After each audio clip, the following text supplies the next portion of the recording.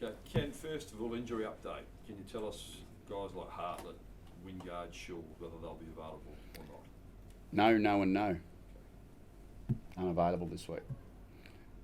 Hartlett's probably on track to play next week, no problems. Schultz is still dealing with his back.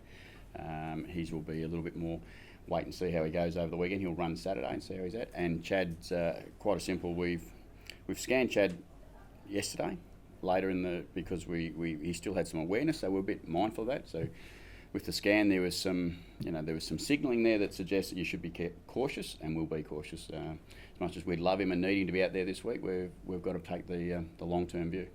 And he's a possibility to play the week after? Yep. Yeah. With Jay, there's been talk about a long period out of the game. Can you fill us in on where he's at? No, that's what we're dealing with a significant back issue for Jay, but normally they settle down pretty quickly, and now he's had some surgery in the off-season on his back, and it's flared up again early, so that suggests that there's some issues, but I spoke to him this morning. He's pretty confident that he'll run Saturday, and the progression from there will be okay. Now, that can always change with the back, so I can't give you any more clarity than that. How much does that make the challenge more difficult this week with two of the guys obviously missed the showdown, but also Chad, the three key players? Yeah. Oh, look, it certainly makes it challenging, but that's why it's you've got a football squad. You've got to deal with them and bring them in, and gives opportunities to other people, and that's the exciting part, that other people get another opportunity to play, and we'll cover for the boys as best we possibly can, and we'll bring in some hopefully some young talent and see where they go. There's a spot. Sorry, possible rookie elevation. Is that in your thinking for this week? No, I don't think so. No, we've got players who are on our list that are available and in pretty reasonable form, so we'll give them first opportunity. And you're confident in the depth to cover those very good players? Yeah, well, you don't often get to have to replace top end talent all at once, but that's a challenge that we've got this week, and we look forward to that challenge. And the players who are getting their opportunity, I'm sure they'll be sitting there looking forward to the opportunity to play. And it's Friday night, and we get to play, and it'll be a big game for us. What's the number one thing you need to see on Friday night to change the result from last weekend? I think everyone's been pretty honest and pretty direct. That we just lack some intensity in the contest, and the Crows, to their credit, got on a good roll, and they played some really exciting football, so let's not ignore that, but we just weren't at the contest the way we need to be. So there's some intensity in the contest that needs to be fixed up first and foremost by everyone, coaches, players, the whole lot. So is there enough to, you had a lot of inside 50s, a lot of scoring shots, is there enough to say that it wasn't quite as bad as it seemed? No, it was as bad as it seemed. It wasn't good. You spoke about the Port Adelaide way this year a lot in the pre-season. Have we not seen that yet?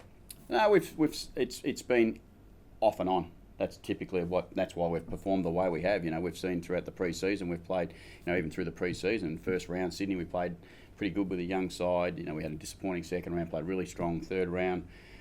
We fought our way through a pretty challenging first round of the year, and then we shown a really disappointing performance in the second round. So it's just too up and down. And if you want to live by something, you have to be consistent. Now, we haven't been able to be consistent, so we can't claim that we're able to play the Port Adelaide football the way we want to play consistently, and that's a knock on us as a club. The defensive frailties, what do you put that down to so far? Oh, it's a bit of whole team, and that's what it is. It's not just one area of the ground. Yeah, we've let goals out the back, and they're an issue for us, and we're mindful of that. But we certainly set up to defend the ground aggressively as an 18, and if parts of that 18 break, you're going to find goals getting out the back. Now we've seen 2 weeks in a row where we've got knowledge of that, and we need to do something about it. Yeah, but was as bad as it seemed? Has it been fire and brimstone this week, or are you still cool, calm, and calculated about it? Oh no, we have to be. We have to be calculated and composed about what we're trying to do, because it's a long season. We've got lots to work on at the moment. Now, as they always say, football's never as bad as it seems. It's never as good as it seems. But right now, at the moment, it feels like it's got some work to be done in a hurry. How thankful are you then that it's a Friday night game and come around pretty quick? Yeah, well, as I said when I walked in here today, it's middle of the week. It's starting to get close to football time, and that's good for us and good for our football club to get an opportunity to respond. How do you assess Essendon? How do you assess Essendon? Yeah, look, I think they've been pretty solid right through the pre-season. People forget that some of the top-up players they've brought in, they've got significant amount of experience in those players, and they're very, very handy when you get in tight and close situations. And they showed that in the weekend with, the Crowley, Stokes, Kelly, those types of players who've all played a lot of football, and they're helping a young group come together. And they're not. They're not as far away as everyone thinks they are, and they're like us. If you don't compete honestly and hard for a whole 4 quarters, you get in trouble, and if you do, you're usually in the contest. Is that what you learn about them, that Yeah, look, they're a pretty talented side when they get it on their terms and the way they want to play the game of football. They're good uncontested possession side who get a lot of the ball, and they challenged Melbourne with that the week before up on the Gold Coast. They put under a bit more pressure, but that's the footy season. We see it. You fluctuate. Every side's got fluctuations in their form, and Essendon are no different to the rest of us. They have fluctuations. Joe Danaher, how much of a threat is he? He ripped that game apart against Melbourne. Oh no! Look, he played a really good game. Joe's a young, developing forward who's getting better every week, and he'll only continue to get better. But he'll cause some worry for us. There's no doubt about that. But the supply of the ball to Joe is probably equally as important as Joe himself. His height, how do you match up? I mean, do you have to have two? How do you match up? Given he's 201 centimetres, I think. Yeah, no, that's. He's a tall. Charlie's a tall forward. Yeah. They don't always get it on their own terms, and you put a match up with them, and you expect that match up to fight pretty hard, and then you get some support. Now that will be no different to us, but that's no different whether it's Joe Danaher or last week with the Crows or any other week. There's always a tall challenge there for you in the front half. You mentioned Charlie's probably didn't deserve it. He's caught a bit of flack during the week for how he went and showed. Have you seen his first two games for the Power? Oh no, he's certainly his first game. He worked pretty hard for us and worked his way into the game, and he relies on the supply of the team and the team's quality of supply, not just banging it down on top of his head all the time and allowing a side to zone off and come in and help out and intercept. That makes it pretty hard for any player to play. But Charlie needs to also make sure the contest is honest for us and that he gets the ball to ground every time he gets a chance. So there's a little bit of both in that. His form's been like the team, up and down. Just with Charlie in the forward line, obviously no Schultz, no Wingard there. He's such a easy target to spot when you're running through. How much of a message is it to not be too Charlie focused?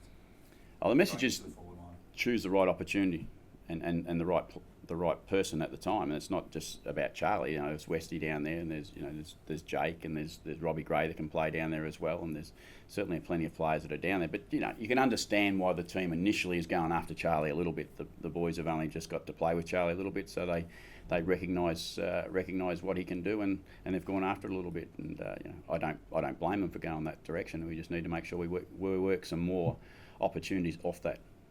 With the zone, Homsey said just needs a bit of fixing. Is it a bit of a concern that it's not ready, seeing though you've had a pre-season and all that sort of stuff, or is it really just minor things that the Crows capitalise to their maximum ability? Yeah, if you give them the first possession, you give them the first outlet, and then they get in amongst you, you're in any defensive team's in trouble when that happens, and that's what the game of football's about. If you can break into the zone and get in amongst it, it's much easier to penetrate. Now we've been able to let exit ball from our front 50. We've had 70 entries. We've allowed them to get out of there too easy. Clearly, now that's a little bit of structure, that's a little bit of intensity, and that's a little bit of pressure at the ball. So there's a lot of things that go into it. Top of my head, you've got 6 players out of your best side. With those 3, Did you count Montfries and Ryder, or just? Yeah, those 3 plus Montfries and Ryder. White And counting? White. Yeah. So I think that's 6. How tough does that make it for you right now?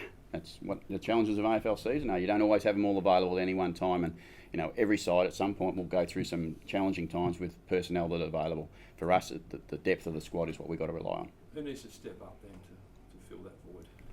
Oh no, it's not so much who individually. It's the collective that need to step up together. Because if you do it individually, it doesn't matter. Like we've seen last week, Robbie played a pretty good game. Robbie Gray. Now, if that was a winning game, Robbie probably gets all the plaudits of everyone. But it was a massive loss, so he doesn't get that recognition. So one player doesn't help you, 2 players don't. It's the whole 22, and that's what the Crows had last week. They had if you had a look, I'm sure you all did. Their evenness across the whole team was pretty good, and our ability to be even as a team is what we need, not an individual. How do you feel playing Essendon? Obviously, you lost Montfries and Ryder because of that situation. How do you feel about playing Essendon this week? I feel like we need to win. I don't care about anything else other than that we need to win, and the opportunity in front of us is that we have to play Essendon Football Club this week that they put out on the park, and we've got to come there ready to compete and play our best we possibly can. Who comes in for Chad? Well, we've got a few things to go through yet. It's only Wednesday, so we're still working our way through that. But the obvious ones who have been around the mark and been in some form are, Carl Amon's been in pretty good form. Paul Stewart's been in pretty good form.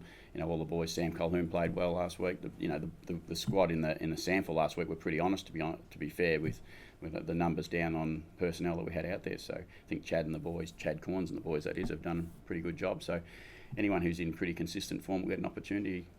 And you'd expect a couple of other changes just because of the nature of the loss, or are you pretty happy with the rest of the team?